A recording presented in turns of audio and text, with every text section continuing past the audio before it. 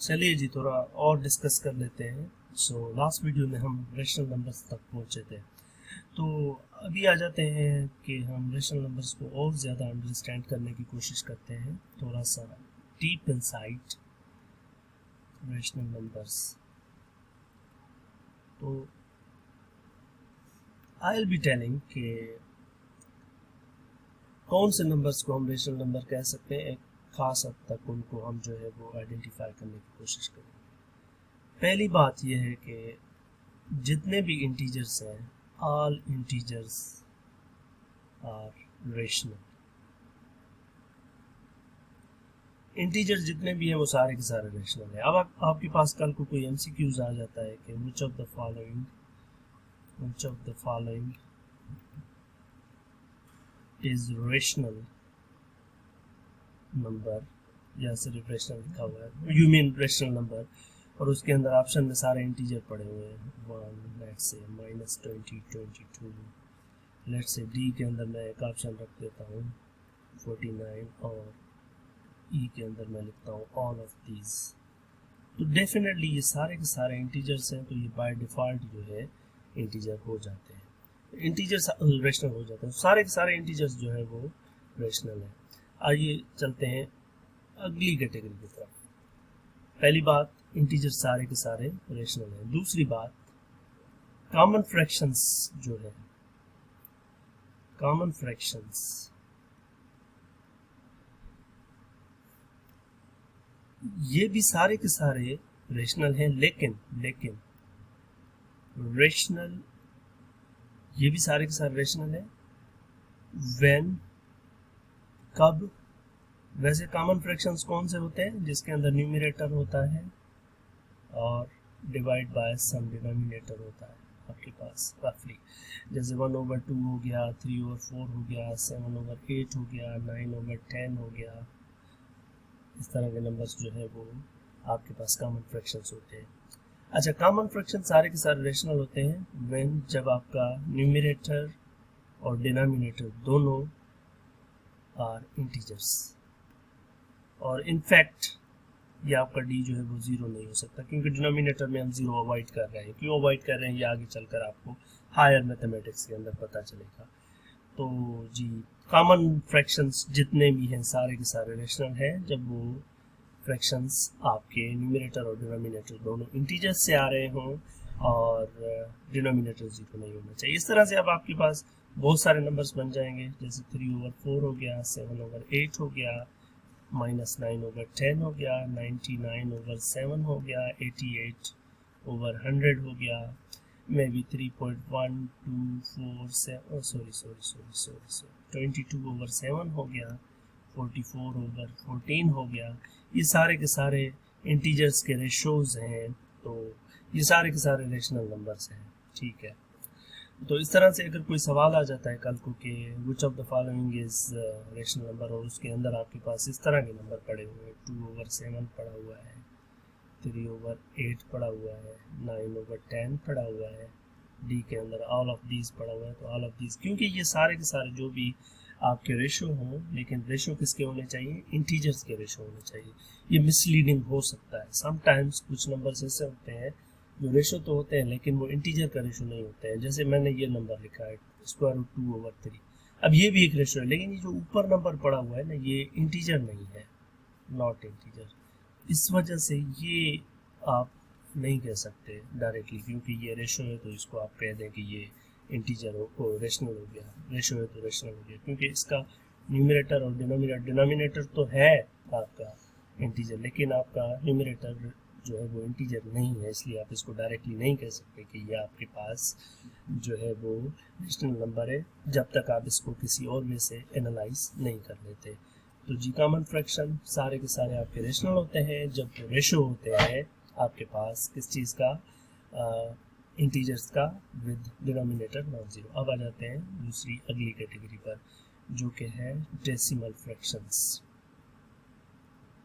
When I say decimal fractions, I mean roughly, informally, कि वो numbers जिनके अंदर पॉइंट आ जाता है, 0.3 हो गया, 4.99 हो गया, 1.4.3333 हो गया, 88.7125683172 इस तरह से। अच्छा, ये तीसरी कैटेगरी है। पहली हमने ये कहा कि इंटीजर सारे रेशनल होते हैं, फिर हमने कॉमन फ्रैक्शन की बात कर ली। अब हम बात कर रहे हैं कि डेसिमल फ्रैक्शंस के अंदर कौन से नंबर्स होते हैं जो कि रेशनल होते हैं। तो आइए इनको फिर कैटेगराइज करके देखते हैं। तो ये डेसिमल फ्रैक्शन वो होते हैं जिनके अंदर आपके पास डेसिमल यानी कि पॉइंट इन्वॉल्व होता है। अच्छा, ये जो डेसिमल फ्रैक्शंस होते हैं ये बेसिकली जो है आपके पास इनकी भी 3 कैटेगरीज होती हैं, बल्कि पहले तो 2 कैटेगरीज होती हैं। डेसिमल फ्रैक्शन, सबसे पहली बात डेसिमल फ्रैक्शंस या डेसिमल्स में कह रहा हूँ, इसके अंदर एक होते हैं, चलिए लिख लेते हैं डेसिमल फ्रैक्शंस। इसके अंदर एक होते हैं टर्मिनेटिंग और एक होते हैं नॉन टर्मिनेटिंग।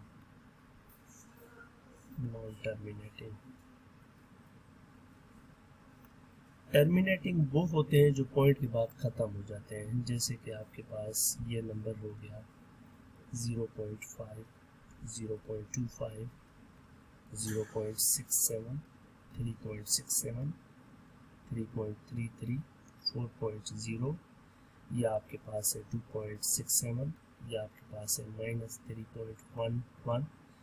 ये सारे के सारे नंबर्स जो हैं जो टर्मिनेटिंग डेसिमल है, ये भी सारे के सारे रेशनल होते हैं, क्योंकि ये टर्मिनेटिंग है, ये सारे के सारे रेशनल होते हैं। तो अगर टर्मिनेटिंग कोई फ्रैक्शन आ जाता है तो आप डायरेक्टली उसको रेशनल समझेंगे। अच्छा, नॉन टर्मिनेटिंग के अंदर फिर 2 कैटेगरीज आ जाती है ना। एक वो होते हैं जो रिकरिंग होते हैं, मतलब रियकर हो गए। एक वो होते हैं जो नॉन रिकरिंग होते हैं। रिकरिंग जैसे हमने कुछ एग्जांपल लिखे थे, जैसे हमारे पास ये एग्जांपल है 0.99999, ये रियकर हो रहा है। या आपके पास है 1 पॉइंट, बाय द वे इस तरह के नंबर को जो लिखा हुआ है इसको डायरेक्टली लोग इस तरह भी लिखते हैं, 0.9 के ऊपर बार लगा लेते हैं, कुछ लोग 0.9 लिखकर उसके ऊपर ऐसे डॉट लगा लेते हैं, तो इसका मतलब है कि 9 रिपीट हो रहा है। इस तरह से कुछ और नंबर होते हैं जैसे 1.34, 34, 34, तो यहाँ पर 34 रिपीट हो रहा है, रीअकर हो रहा है। तो इसको आप ऐसे भी लिख सकते हैं, 1.34 के ऊपर ऐसे बार लगा लें, या 1.34 के ऊपर दोनों के ऊपर डॉट लगा लें। इसी तरीके से आप कोई और नंबर भी हो सकता है, जैसे कि 382.718, 718, 718, ये चल रहा है। तो इस तरह के नंबर्स जो हैं इनको भी लोग इस तरह से लिखते हैं 382.718। अगर डॉट दे रहे हैं तो पहला जहाँ से रिपीटेशन स्टार्ट हो रही है और जहाँ पर ख़त्म हो रही है बीच वाले को नहीं देंगे, तो ये इस तरह से लिखा जाता है इसको। तो ये वाले जो रियकर हो रहे हैं ये भी सारे के सारे जो है वो ये भी रेशनल है आपके। बाकी रह जाते हैं वो नंबर जो ना तो रियकर होते हैं और ना ही टर्मिनेटिंग, मतलब एक तो नॉन टर्मिनेटिंग है और दूसरा नॉन रिकरिंग है। जैसे हो गया आपके पास पाई। अभी हम पाई को अगर चेक करें ना, सर्च कर लेते हैं हम, थोड़ी देर में देखते हैं इसको, या ई हो गया, इनके हम डिजिट देखते हैं, या ऐसा कोई नंबर है जैसे 0.31462531, कुछ इस तरह का नंबर है 0.31415223, इस तरह का, जिसके अंदर ना तो टर्मिनेट हो रहा है और ना ही उसके अंदर कोई रिकरिंग हो रही है। तो इस तरह के ये जो नंबर होते हैं ये हमारे रेशनल नहीं होते हैं। अभी हम देखते हैं कि पाई के अंदर कितने डिजिट है। Let's see that. चले जी, ये नंबर हैं जो कि पाई की वैल्यूज है। देखें पाई की जो डिजिट्स है 3.1415926 एंड देन 5358, ये चल रहा है ऐसे, और इनके अंदर कोई रिपीट, ना तो ये टर्मिनेट हो रहा है और ये ना ही रिपीट हो रहा है। ये डिजिट ऐसे चलते रहते हैं। और पाई एक बहुत ही इंटरेस्टिंग नंबर है, इसके बहुत सारे फैक्ट्स हैं। जैसे लोग कहते हैं कि इसके अंदर सारे जो है लोगों की या सबकी जो है बर्थडेज छुपी हुई है, और उसके अलावा जो है एक कंप्यूटर की स्पीड भी पाई के डिजिट से आप जो है वो लोग कैलकुलेट करते हैं, और भी बहुत सारी चीज़ें। तो एक पाई एक रेशनल नंबर है, उसकी वजह ये है कि ये जो इसके डिजिट्स हैं ये ना तो टर्मिनेट होते हैं और ना ही रिकर हो रहे होते हैं। यहाँ पर एक सवाल आ जाता है बहुत ही अच्छा सा सिंपल सा,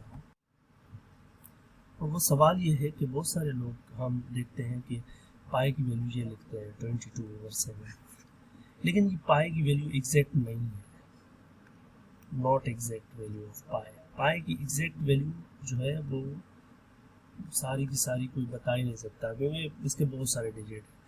ये पाई को अप्रोक्सीमेट करता है, करीब करीब जाता है पाई के ना, अप्रोक्सीमेशन है, एस्टिमेशन है, ये एग्जैक्ट पाई की वैल्यू नहीं है। बहुत सारे लोग 3.142 लेते हैं या कुछ, तो ये भी एक जो है ना पाई की जो है वो अप्रोक्सीमेशन है, एग्जैक्ट वैल्यू नहीं है। अच्छा, उसके अलावा एक और इंटरेस्टिंग नंबर है ई, वो भी एक रेशनल नंबर है। आइए देखते हैं ई के डिजिट्स। अभी आप अगर देखें तो ये ई के डिजिट्स है 2.71821828459045।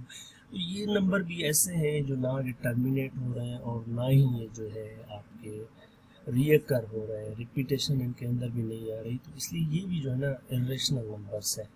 इसके अलावा और भी हैं, जैसे हम सर्च कर सकते हैं, फॉर एग्जांपल √2 को सर्च कर सकते हैं हम लोग। लेट्स सी √2 को हम देखते हैं उसके डिजिट से। √3 ये भी ऐसे नंबर हैं जो कि जिनको अगर आप कैलकुलेट करते हैं तो वो पॉइंट के बाद ना तो रिपीट होते हैं और ना तो टर्मिनेट होते हैं और ना रिपीट होते हैं। लेट्स ट्राई टू सी √2 के डिजिट्स।